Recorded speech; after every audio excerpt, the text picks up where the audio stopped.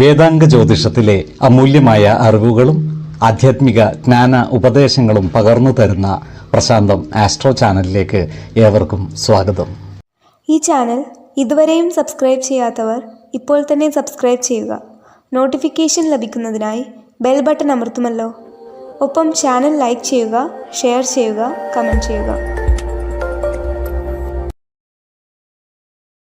കൊല്ലവർഷം 1200 ആണ്ടിലെ മകര സംക്രമം പുണർദം നക്ഷത്രത്തിലാണ്. മകരം 1-ാം തീയതിയിലെ ഗ്രഹനില അനുസരിച്ച് മേടം രാശിയിൽ ഗുളികനും, എടവത്തിൽ സർവേശ്വരകാരകനായ വ്യാഴവും, കർക്കിടകം രാശിയിൽ ചന്ദ്രനും കുജനും, കന്നിയിൽ കേതുവും, ധനുരാശിയിൽ ആദിത്യനും ബുധനും, കുംഭത്തിൽ ശുക്രനും ശനിയും, മീനം രാശിയിൽ രാഹുവും സ്ഥിതി ചെയ്യുന്നു. വിശാഖം നക്ഷത്രത്തിൽ ജനിച്ചവർക്ക് മകരമാസം ഗുണദോഷ സമ്മിശ്രമായിരിക്കും. ഇവർക്ക് കർമ്മ മേഖലയിൽ ചില മാറ്റങ്ങൾ വന്നു ചേരുവാനുള്ള സാധ്യതകൾ കാണുന്നുണ്ട്. പുതിയ സ്ഥാനമാനങ്ങൾ വന്നു ചേരുന്നതുമാണ്. ഇവർക്ക് സാമ്പത്തിക നേട്ടങ്ങൾ ഉണ്ടാകുന്നതാണ്. എന്നാൽ ചിലവുകൾ നിയന്ത്രിച്ചു നിർത്തുവാൻ പ്രത്യേകം ശ്രദ്ധിക്കേണ്ടതുമാണ്. ശത്രുതാ മനോഭാവത്തോടെ പെരുമാറുന്നവരുടെ മേൽ വിജയം വരിക്കുവാൻ ഇവർക്ക് സാധിക്കുന്നതുമാണ്. അത്തരക്കാരെ തിരിച്ചറിഞ്ഞാൽ അവരുമായി നല്ല സ്നേഹസൗഹൃദ ബന്ധങ്ങൾ നിലനിർത്തുവാൻ പരിശ്രമിക്കേണ്ടതുമാണ്. അതുപോലെ സ്ത്രീജനങ്ങളിൽ നിന്നും ഇവർക്ക് സഹായ സഹകരണങ്ങൾ ലഭിക്കുന്നതാണ്. ഇവരുടെ പ്രവർത്തന മേഖലകളിൽ സർക്കാർ ഇടപെടലുകൾ ഉണ്ടാകുവാനുള്ള സാധ്യതകളും കാണുന്നുണ്ട്.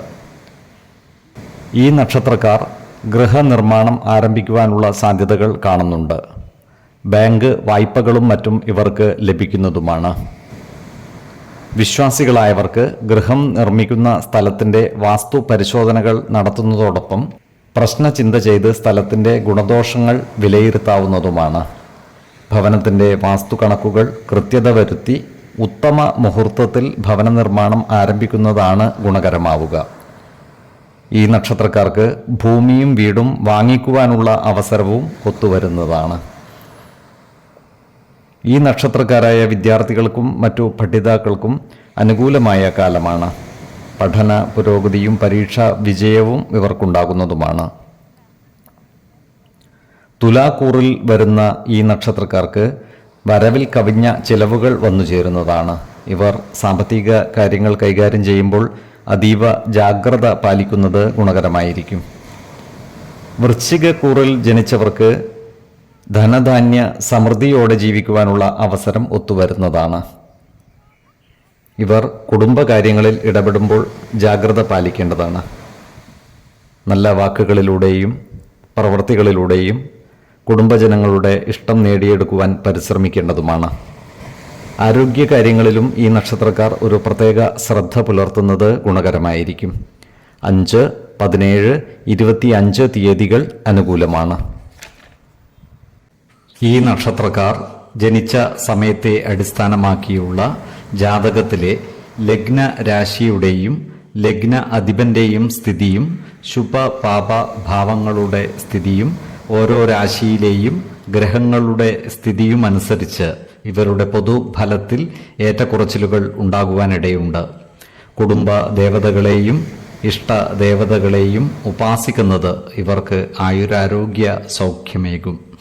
ഇഷ്ടദേവതാ മന്ത്രം 108 തവണ ദിനംതോറും ലിഖിത ജപം ചെയ്തു വരുന്നത് ഇവർക്ക് സർവ്വ ഐശ്വര്യങ്ങളുമേകും.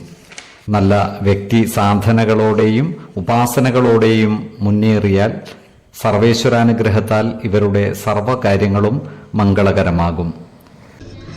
നന്ദി, നമസ്കാരം. ജ്യോതിഷരത്നം പ്രശാന്ത് കണ്ണോം.